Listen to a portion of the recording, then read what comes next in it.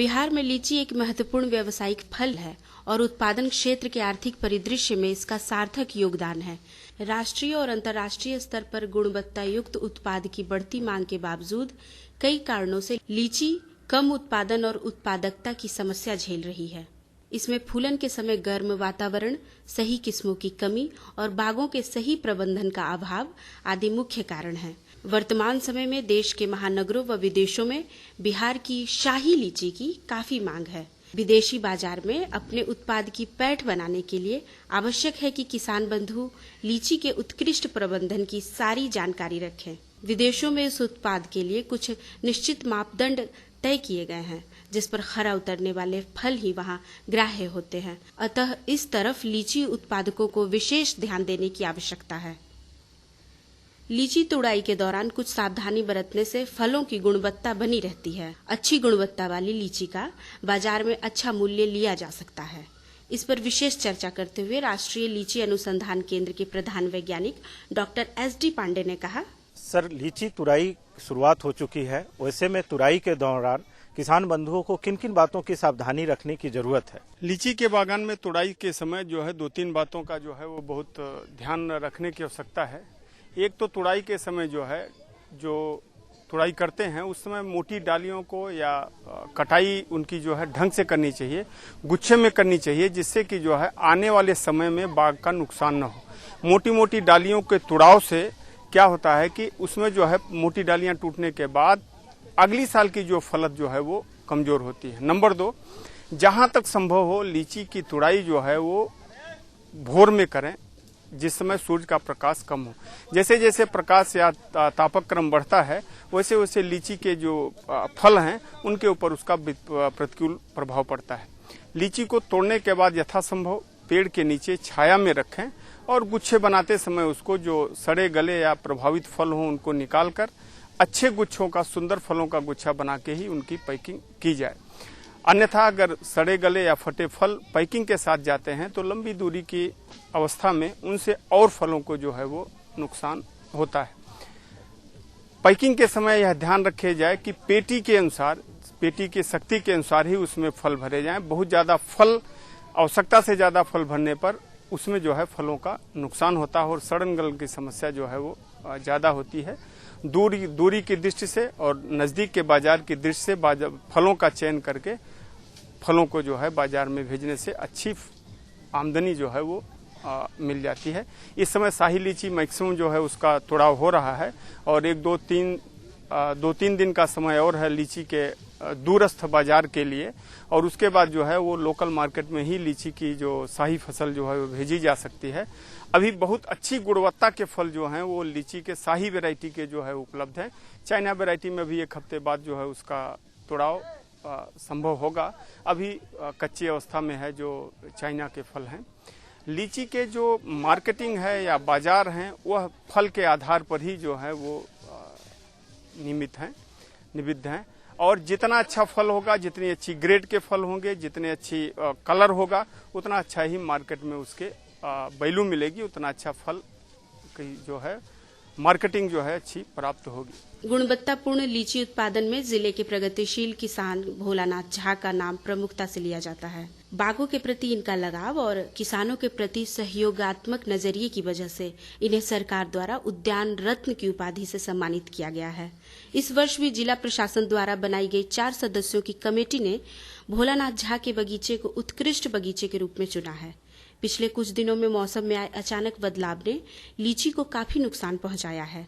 मौसम के बदलाव पर चर्चा करते हुए श्री भोलानाथ झा ने कहा, लीची तुराई का मौसम शुरू हो गया है। वैसे में किन किन बातों की विशेष सावधानी किसान को अभी रखनी चाहिए जिससे कि उनको लीची की अधिकतम मूल्य मिल सके? ऐसा है कि पिछले 15-20 दिनों से पूर्वा हवा लगातार चल रही है और वैज्ञानिकों का जो अध्ययन है उनके किताबों तक सीमित है, वो हमारे खेतों तक नहीं पहुंच पाता। और इस अध्ययन में काफी आवश्यकता है भारत सरकार और राज्य सरकार मिलकर ऐसा अध्ययन करे कि क्या कारण है कि पिछले 15 दिनों से लगातार पूर्वा हवा और क्लाउड्स हमारे बिहार में आके सेट कर गया है। कभी बरस रहा है, कभी नहीं बरस रहा है, कभी एयर ह्यूमिडिटी डेवलप कर रहा है, दूसरे दिन बारिश हो रही है, जिसके चलते लीची मेरा बर्बाद हो गया। इस पर अध्ययन की गहन अध्ययन की जरूरत है। और गहन अध्ययन के अभाव में ये नुकसान किसानों को उठाना पड़ रहा है। आपने हमारे ऑर्चार्ड में घूमा होगा, देखा होगा कैसे लीची क्विंटल की तादाद में तौल के अथी में समूचे जमीन पर पड़ा हुआ है। तो इस पर अध्ययन होना चाहिए, किसान को कितना भारी नुकसान हुआ।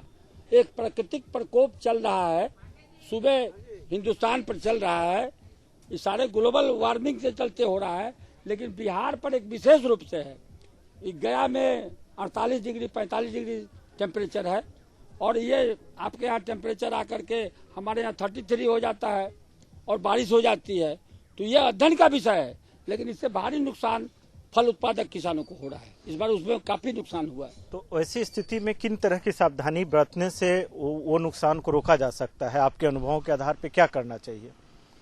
अविलंब शाही लीची के तुराई किसान कर लें। अब इसको शाही को ऑर्चार्ड में मेंटेन करने की आवश्यकता नहीं है। और चाइना भी लीची जो है सो इमेच्योर स्टेज में टपक रहा है। ऐसी अवस्था में शाही के तुरंत बाद चाइना का भी तुराई कर लें कि वर्षा का कोई अंदाज नहीं है, कब से ये वर्षा शुरू हो जाएगा और कब तक रहेगा इसका किसी को अंदाज नहीं है। इसलिए हमारा अनुरोध है आपके माध्यम से किसान भाइयों के लिए कि लीची जो भी जिस अवस्था में हो, आप तुराई शाही का अविलंब कर लें और शाही के बाद चाइना का भी लगातार करके खत्म करें। क्योंकि ये विशेष रूप से प्राकृतिक प्रकोप के अंदर में ये उत्तर भारत आया हुआ है। बनारस से पूरब एक अलग वातावरण है और इलाहाबाद से उधर दिल्ली का 48 डिग्री 45 डिग्री टेम्परेचर चल रहा है। पटना 38 डिग्री है और गया 45 डिग्री है। ये गहन अध्ययन और शोध का विषय है। भारत सरकार को इस पर अध्ययन करके बताना चाहिए। हम लोग तो घबरा गए हैं, हम लोग को दिखाई नहीं पड़ रहा है कि उत्पादित वस्तु क्वालिटी 1 हमारे ऑर्चार्ड में जमीन में टपक रहा है, गिर रहा है, बर्बाद हो रहा है। बहुत बहुत धन्यवाद। हम चाहते हैं कि आप इस पर शोध कार्य भी करवाएं और सरकार को अनुरोध करें। दूरदर्शन बहुत अच्छा कार्यक्रम करती है इन सब विषयों पर।